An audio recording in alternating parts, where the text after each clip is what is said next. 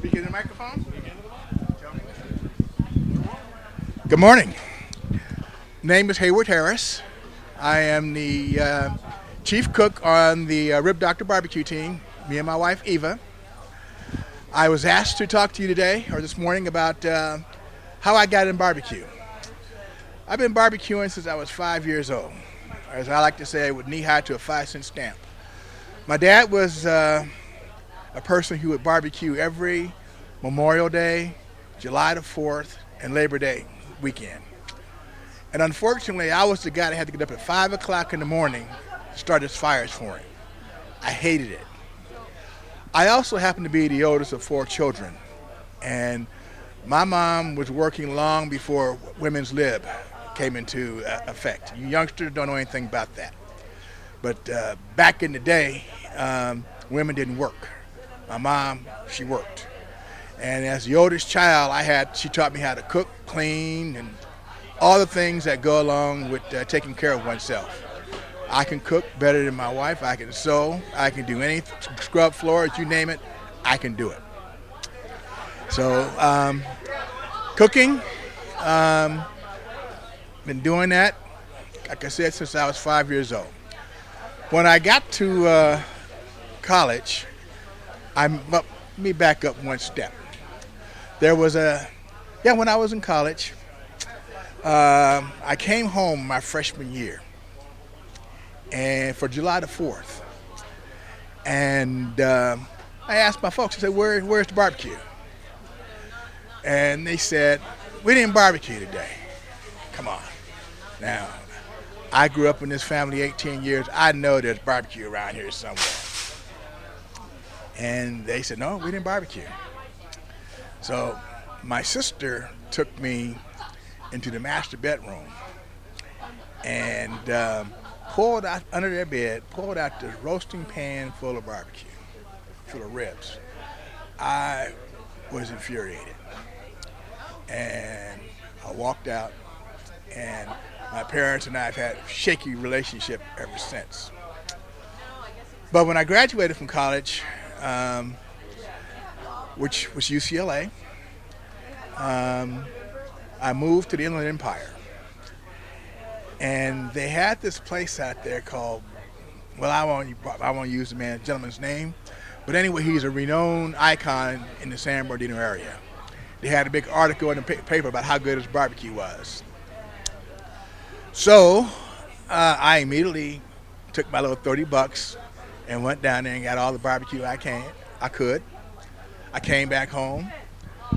I spread out a newspaper on the carpet, laid out this spread of barbecue. It was the worst stuff I ever had in my life. It was awful. Couldn't eat it. By then, my parents and I had gotten back on good terms. And they said, you were doing a pretty good job at barbecuing as a youngster. You ought to get your own barbecue pit. So I did. I had some friends in Long Beach, California. Went down and got 2 55-gallon barrel drums. Brought them back to, at that time, Rialto. And I cooked my behind off. And I moved to Riverside about 5 years later. And they said, well, you ought to think about doing a restaurant. Well, I knew what kind of hard work restaurant was, and I didn't want any parts of that. But I didn't mind catering. And by then, I had met my lovely wife, Eva, and she had been a caterer before. So we started going around looking for a good commercial pit. Ran across the Cook Shack folks and bought a Cook Shack. In fact, I still have that pit. That was in 1988. And it served us well. Donna's daddy and John Shiflett. I ran John through the ringers. Matter of fact, the questions that the answer sheet that they use today came from me. I bombarded him with like about 33 questions. And he said, you know what? This thing answers all the questions that my other customers have been asking me. So we're gonna use this. And they still do. So They invited us. There was this new barbecue association was starting up called the National Barbecue Association. This is now 1990, I believe, 91, and they invited us out. So we came to the old Hacienda Hotel where the Mandalay Bay now sits. And there was like 100 people in that room, and my wife and I were the only people of color. And we looked around and we're going, we must be in the wrong room. Because we know that barbecue is a black thing. So we kind of hung to ourselves a little bit. And eventually Jim Tabb, Carolyn Wells, and some others kind of came over and introduced themselves. And they started talking about Kansas City barbecue. So I had a few ribs up in my room. I went up and got the ribs and brought them down. And John warmed them under his heat lamps. They tasted them. And I'll never forget Jim eating that rib, and he's going, that's a good rib. And he walks away, that's a good rib. And he didn't talk to me anymore that entire weekend. And I didn't see the Kansas City crowd anymore. So my wife and I said, well, we struck out on that one. So in August, I get a phone call, and it's Carolyn Wells. And she goes, remember us from Hacienda? I said, yeah, you guys are the ones that thought you walked on water. And you tasted my ribs and wouldn't talk to me anymore. And she said, how would you like to judge a barbecue contest? And I said, okay. Where is it? She says, Kansas City. Come on out and help us judge. So we booked a flight, and we went out to the American Royal in Kansas City. And I saw something I had never seen before in my life. I had never seen so many barbecue cookers, so many pits, so many people, so much smoke. I had a wonderful time, and I got hooked. So the next year, I took a cooking class from Paul Kirk, the Baron of Barbecue. And later on that year, I took another class from him. And I go back in '93, and Paul was there, and he goes, Hayward. I said, yeah? He said, what's that big yellow stripe going down your back? And I said, huh? I'm thinking I sat in some peanuts or something. He says, yeah, you got this big, beautiful, you got this big stripe going down that big, beautiful black back of yours. What is that from? I said, Paul, what are you trying to say? He says, you've taken 2 classes from me, and you are afraid to cook? I've been cooking barbecue ever since. I judge wherever I can. I'm a master judge now. I went through the judging process, was a regular judge, worked my way up to a master judge. I also judge MBN, formerly Memphis in May. I've judged the Memphis in May finals twice.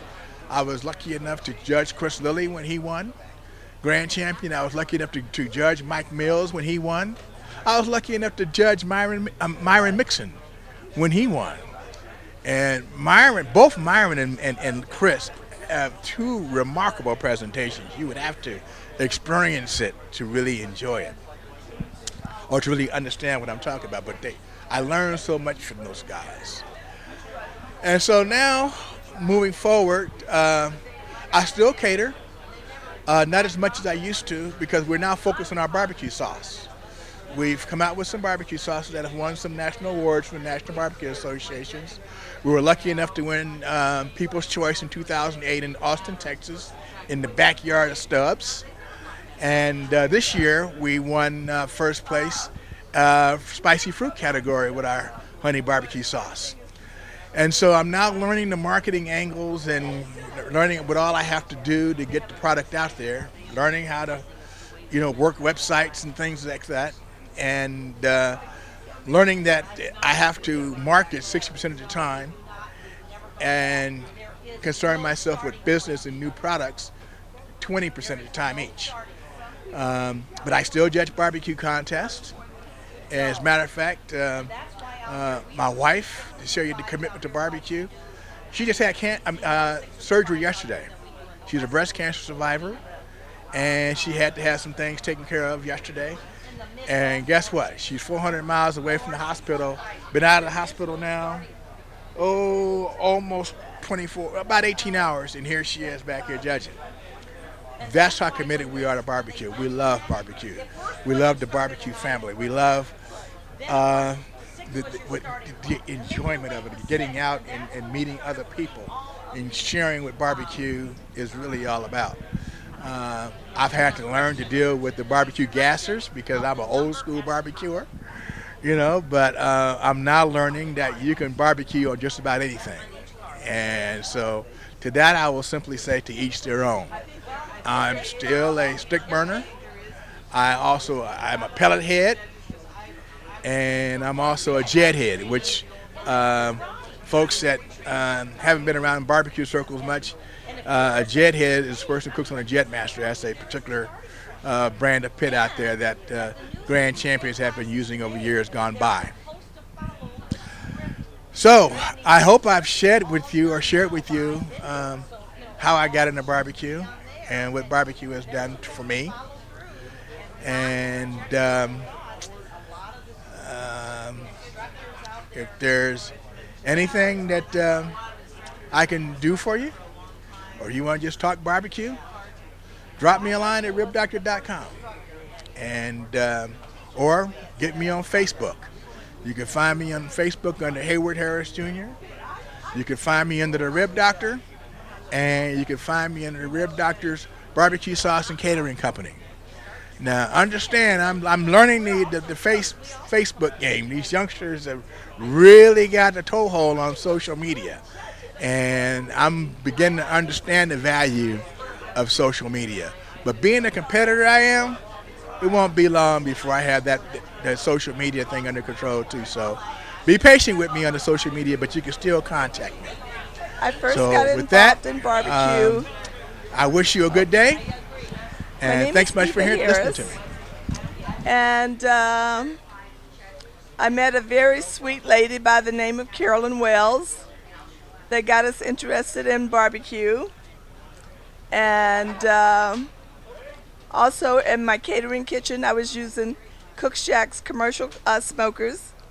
And Stuart Powell, they told us about the competition. They were starting the National Barbecue Association here in Vegas, which was ground zero for it. And I just been involved. I got hooked. I started judging. I'm a master judge. I'm an ex-KCBS rep. And my husband and I formed the cooking team, the Rare Breed cooking team.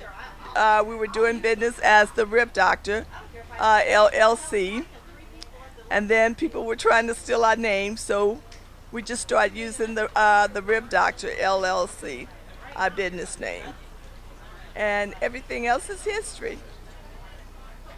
I love judging too. And I judged Sam's Club last year and decided I wanted to do it again this year. Had to have some continuous work done at UCLA, recovering from breast cancer. They didn't want to let me out the hospital yesterday. They wanted to do an echo. It took them 24 hours just to do an echo. And I got mad and says, "You're taking up my valuable time. I need to be at a barbecue competition so I can judge this contest." My hands and my belt. I accept my duty. To be an official Sam's National Barbecue Series Regional Championship Judge.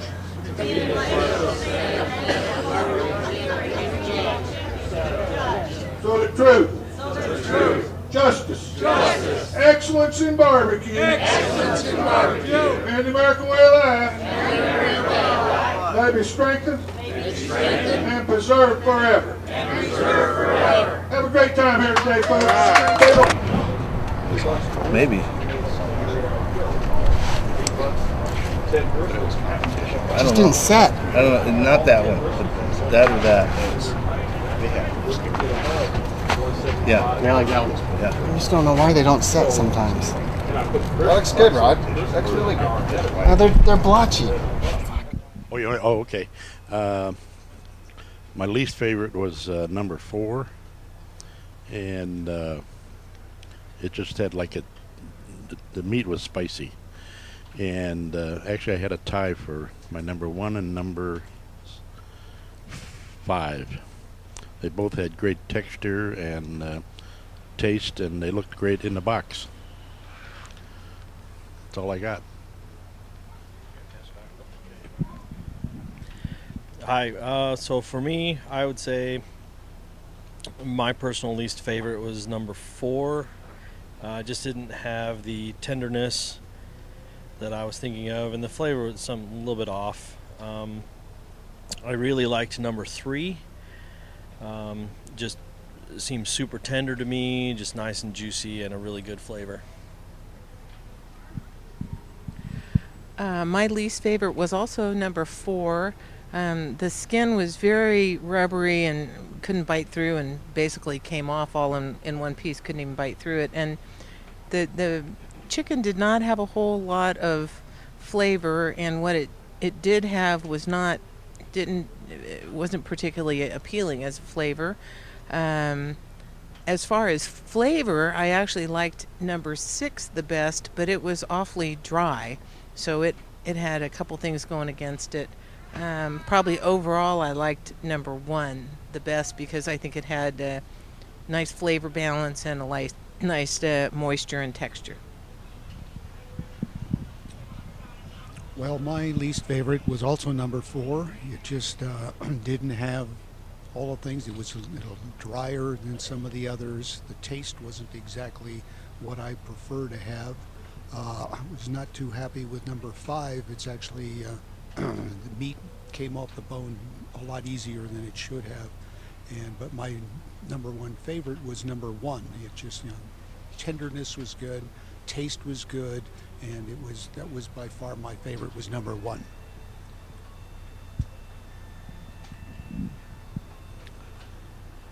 My least favorite was number 5 and 6, very dry. Number 1 was delicious.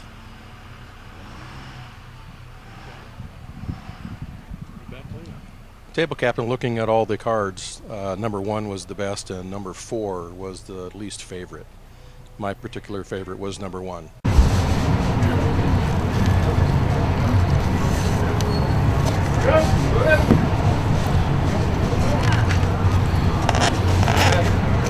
I like number 4 for the color, the bark. There's a tug when you took a bite. It had nice texture. The sauce and the meat complemented each other. There's a nice spicy bite at the end. I like number 3. Very, very good tenderness and flavor. Had a nice bark. Thank you. Number 2 had perfect texture, clean bite through, and an excellent flavor. My least favorites were 4 and 5. 4 was an interesting combination of some fruitiness, but it was over smoked, and it was a bit chewy on the texture. And 5 was too salty and a little too chewy. My favorite rib was number 4. It had a little bit of a fruity taste with a good pepper aftertaste. The tenderness was perfect on my rib, and I had a little tug on the bite, and it came off clean from the bone. My least favorite one was number 1. It was tough, hard to pull off a bite, and it had just a little bit of an off flavor.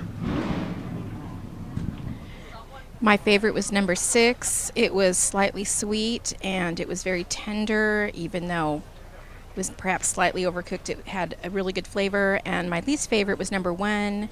It was tough and just did not have a great taste. My favorite was also number 6. Had a good bite through. It did have a sweet sauce. Many of these did. And as you can see, some of them were falling off the bone, so they were a little overcooked.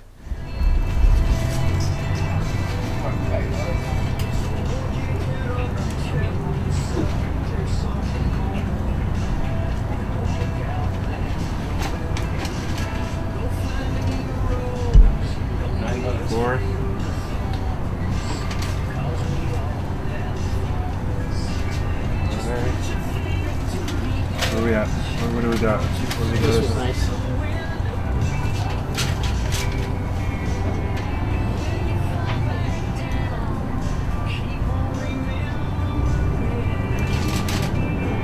This one's going to be dry, so I don't think we need this. Oh, there we go. Look at that.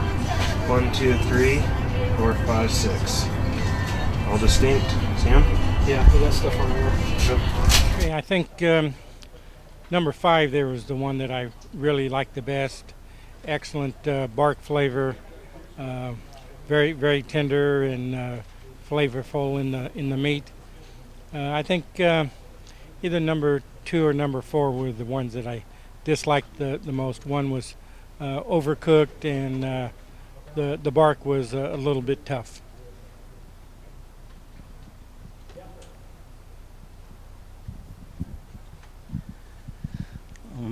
First of all, I would have a tough time saying which one of these 6 would be the worst, because to me they were all very, very good, and they're at a level that I don't think I can reach. So I did really have a worst. For me, the one of the better ones was number 1. I like the sweetness, the honey taste, and I just like the way that one tasted and the texture of it. I really liked number 1 too. I didn't like. I mean, I don't know if I could say which one was my least favorite. I think number 5. I mean, number 6 had a little bit of a burnt taste to it, but I thought the texture and the tenderness of number 1 was incredible, and I really liked it. I'd have to agree with number 1. I think it was my favorite by far. It was a very good flavor. It was tender, moist, nothing to complain about. My least favorite was number 4, which was, to me, it was relatively tender, but there was a very serious lack of flavor. And I have to agree with most of my esteemed colleagues that number 1 was my favorite. The flavor of the bark was fabulous. The amount of smoke enhanced the natural flavor of the meat, but nothing was overpowering. And my least favorite, I would have to say, would be number 6. To me, it was very chewy, hard to kind of swallow, and it didn't have much flavor.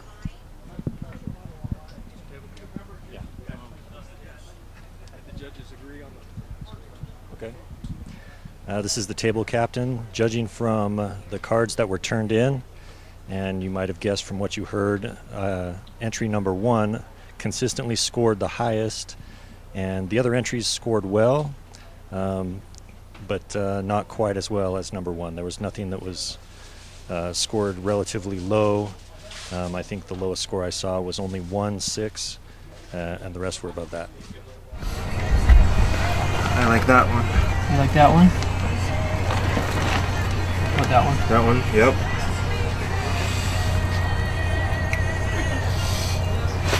That one?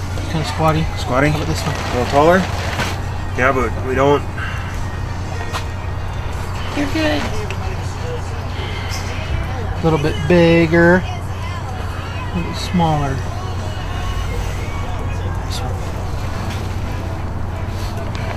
I think you need to get that one out of the system. It needs to be more at an end than anything. This one?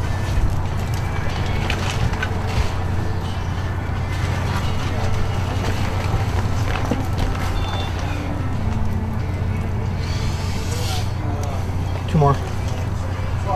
2 more. Here? Now we got to shift a little bit. Okay. And we can end with probably that one that you had earlier. And end.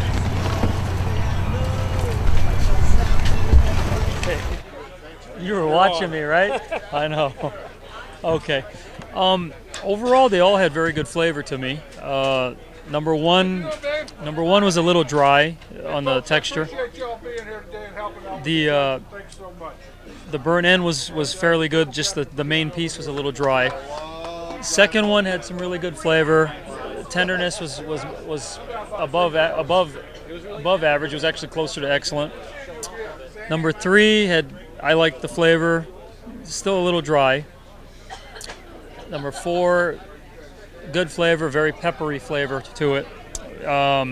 The major piece was a little bit on the dry end. Number 5 was excellent. I thought it was the best piece out of all of them. It had very good flavor, very good balance, and it was very tender. It separated when you pulled on it. It separated, and number 6 was very, very tough. When I pulled on it, I could barely separate it. It wouldn't separate for me. I tugged and tugged on it. The burnt end actually had a little bit of flavor, a little bit of moisture to it, but the main piece was very, very tough. Ward, you're up. Oh, goodness. All right. This is absolutely excellent. This is the second time that I've done this, and I find the barbecue to be beyond compare. Number 1 was a little bit dry. Pulled apart well, though. Tender. Flavor was okay. Number 2, very moist. In fact, you can still see the moistness on number 2 and on number 4. Number 3, a little bit dry, and I found the deckle cut a little bit chewy. Deckle cut here was as tender as it could be. That's a secondary cut. Number 5, it was cut too thick.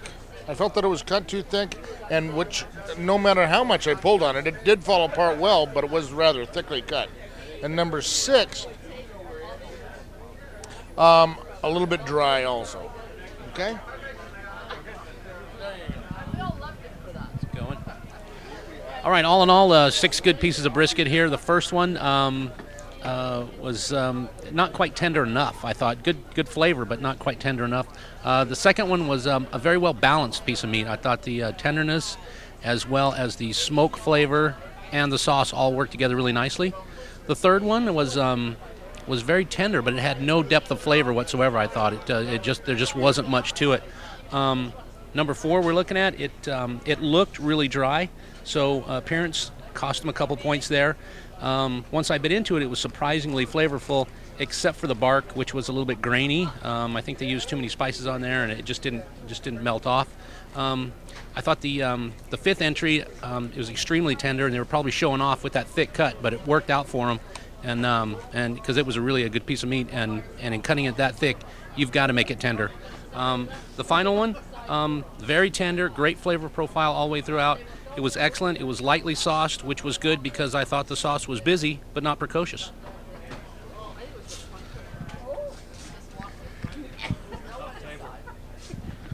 Okay, the first one, it was dry, very little taste to it. Nothing I would add to that, but maybe a little more smoke would have been nice. The second one had a very nice flavor to it. It was moist. No complaints there.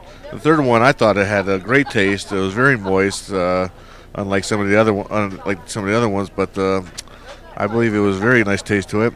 The fourth one was dry, no finesse at all, no love. It just tasted like it was just thrown together, at the last minute. The fifth one was a nice smoky flavor, very tender, and I believe a lot went into making this one. It was very well done. It was definitely took a while. The sixth one had lots of layers and lots of taste. So I was really happy with the sixth one. Thank you.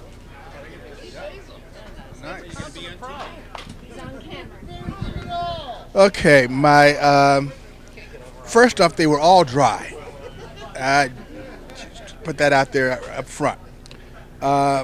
My favorite was number 1. It had a nice beefy flavor, had a nice smoke ring. Texture was nice. It pulls apart gently. Just a little dry. My least favorite was number 4, heavily over smoked. Even tasted like lighter fluid. The slicing of it was poorly done. A lot of fat still in there from between the deco and the flat. But and all the rest of them, it's, as far as I'm concerned, at best mediocre.